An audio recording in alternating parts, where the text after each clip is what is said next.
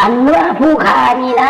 ได้รับคำเป็นราชเป็นทูตมาแต่เมืองสีพี่เมืองสีพี่มาแต่เมืองสีพี่ไปแล้วเรียกว่ามันบอกสู่ฟังกันโว้ยแต่พระ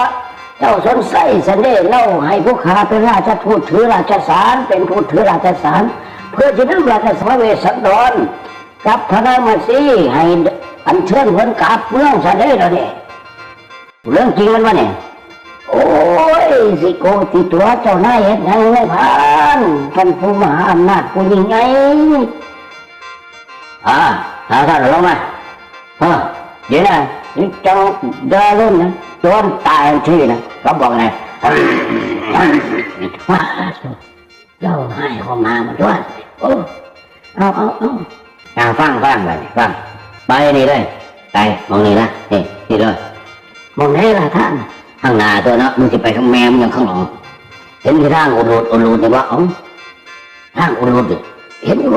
ครับมึงกันยุดกันหนีกันยุดไปมองนี่เลยนะนำทางอุรุไปนี่แหละคือจะได้กันยุดไปน้องมันนอนได้ท่านพญาพันมหาพันเอานะย่างไปน้ำคลองน้ำห้องเลยนะ